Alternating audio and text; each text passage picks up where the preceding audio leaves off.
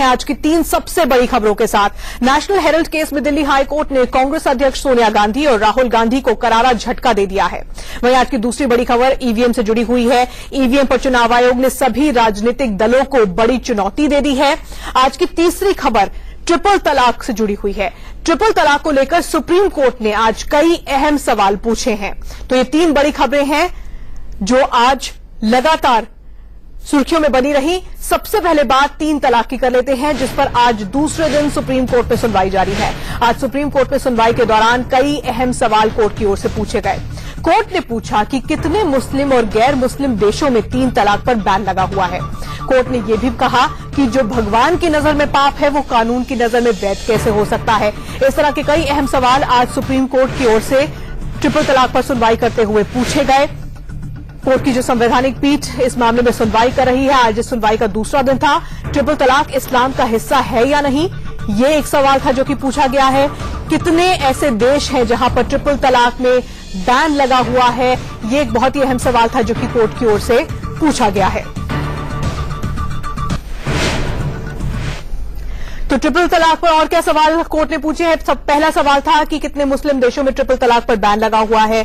दूसरा सवाल कोर्ट की ओर से पूछा गया, बैन लगाने वाले गैर मुस्लिम देश कितने हैं ट्रिपल तलाक में जिन्होंने बैन लगाया हुआ है। तीसरा सवाल पूछा गया कि जो भगवान की नजर में ही पाप है वो कानूनन वैध कैसे हो सकता है। कोर्ट ने चौथा सवाल पूछा कि ट्रिपल तलाक इस्लाम का हिस्सा है या नहीं है। कोर्ट की ओर से 5वां सवाल पूछा गया, निकाहनामे की शर्तों में ट्रिपल तलाक को क्या शामिल किया जा सकता है। यह भी काफी अहम सवाल कोर्ट ने पूछा कि जब निकाह की शर्तें तय की जाती हैं, निकाहनामे को तैयार किया जाता है, क्या उसमें ट्रिपल तलाक को शामिल किया जा सकता है या फिर नहीं किया जा सकता। सीधे सुप्रीम कोर्ट का रुख करते हैं, जहां से आशीष सिन्हा इस वक्त हमारे साथ जुड़े हुए हैं। आशीष, ये सभी ऐसे अहम सवाल हैं जो कि हर किसी के जहन में आते हैं। आज कोर्ट की ओर से भी यही सवाल पूछे गए हैं और कोर्ट ने यहां तक पूछा कि ऐसे कितने देश हैं जिसमें ट्रिपल तलाक बैन है। दरअसल सलमान खुर्शीद ने सुप्रीम कोर्ट में कहा कि all India Muslim personal law board भी इस बात को मानता है कि ट्रिपल तलाक जो है वो पाप है, लेकिन फिर भी इसे कानूनी रूप से वैध करार दिया हुआ है। जिस पर सुप्रीम कोर्ट ने कहा, जो बात भगवान की नजर में पाप है वो इंसान द्वारा बनाए गए कानून में वैध कैसे हो सकती है। सुप्रीम कोर्ट ने उससे आगे ये पूछा कि ऐसे कितने देश हैं जो मुस्लिम हैं और गैर मुस्लिम मुल्क हैं जिसमें ट्रिपल तलाक बैन है, इनका डिटेल केंद्र सरकार दे। साथ ही जो पक्षकार हैं उनसे भी इसका डिटेल मांगा। कोर्ट ने यह भी कहा, जब सलमान खुर्शीद ने यह भी कहा कि निकाहनामे में जो शर्तें होती हैं उनको बहुत कठोर बनाया जाता है ताकि तलाक ना हो, तब सुप्रीम कोर्ट ने कहा कि क्यों नहीं निकाहनामे में इस शर्त को भी रख दिया जाए कि ट्रिपल तलाक इस मामले में नहीं होगा, यानी शौहर चाहे तो अपनी बीवी को ट्रिपल तलाक के माध्यम से तलाक नहीं दे सकता। ये सभी सवाल सुप्रीम कोर्ट की संवैधानिक पीठ ने खड़े किए हैं, जिसका जवाब सभी पक्षों को और केंद्र सरकार को देना होगा। बिल्कुल, और ये बहुत ही अहम बात भी है क्योंकि जब निकाहनामे की शर्तें लिखी जाती हैं उस वक्त महिला जो चाहती है उसमें लिखवा सकती है। और ये सभी सवाल सुप्रीम कोर्ट की संवैधानिक पीठ ने खड़े किए हैं, जिसका जवाब सभी पक्षों को और केंद्र सरकार को देना होगा। बिल्कुल, और ये बहुत ही अहम बात भी है क्योंकि जब निकाहनामे की शर्तें लिखी जाती हैं उस वक्त महिला जो चाहती है उसमें लिखवा सकती है। और अगर कोर्ट ने ये पूछा है तो ये मुस्लिम महिलाओं को एक बड़े हक के तौर पर पूछा है कि क्या एक मुस्लिम महिला ये निकाहनामे में लिखवा सकती है कि इस मामले में ट्रिपल तलाक नहीं हो सकता है। खैर, इस पर मुख्तार अब्बास नकवी का एक रिएक्शन आया है, सुन लेते हैं।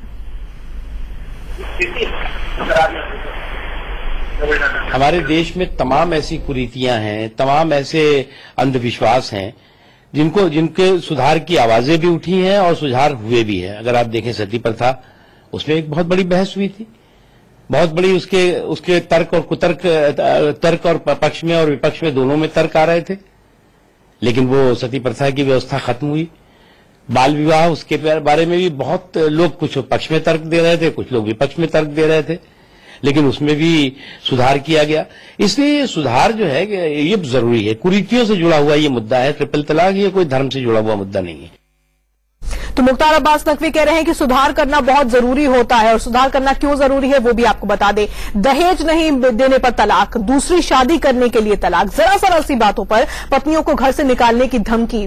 जिस देश में महिलाएं आसमान में झंडा गाड़ रही हैं, बेटियां फाइटर प्लेन उड़ा रही हैं, उसी देश में बच्चे पैदा नहीं होने पर भी महिलाओं को तलाक दिए जा रहे हैं।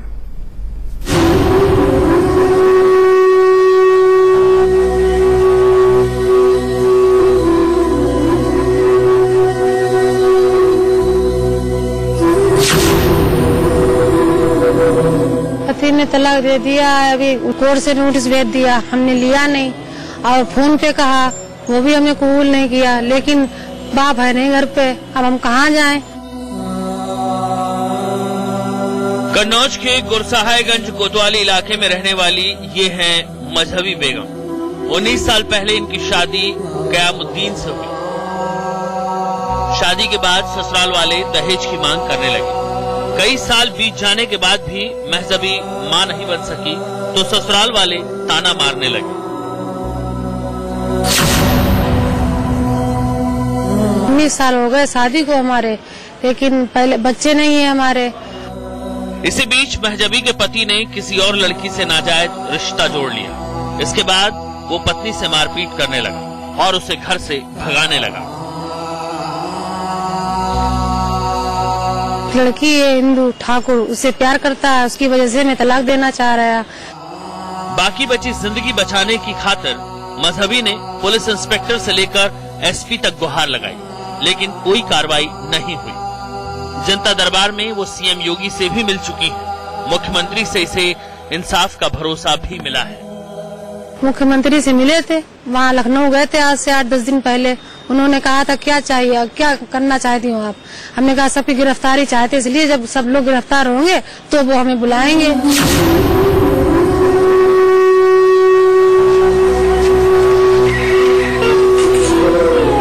हुए बच्चे को गोद में लेकर मारी मारी फिरती ये हैं रुबैदा खातून।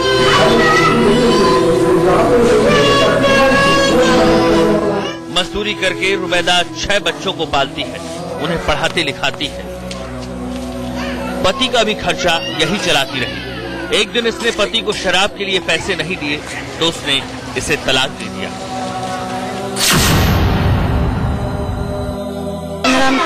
पीने के लिए पैसा नहीं दिए, घर नहीं दिए। क्या कार्ड बोला है? बोला 3 तलाक दे दिए, तलाक दे दिए। वीरपुर गांव की रहने वाली रुबैदा को पति ने आधी रात में तलाक दिया। 6 बच्चों को लेकर वो दर दर भटकने लगी। रुबैदा की सबसे बड़ी चिंता ये है कि जवान बेटी और छोटे छोटे बच्चों के साथ वो जाए तो आखिर जाए कहां? पति के खिलाफ वो पुलिस की चौखट तक पहुंच चुकी है, लेकिन इंसाफ अभी कोसों दूर दिख रहा है।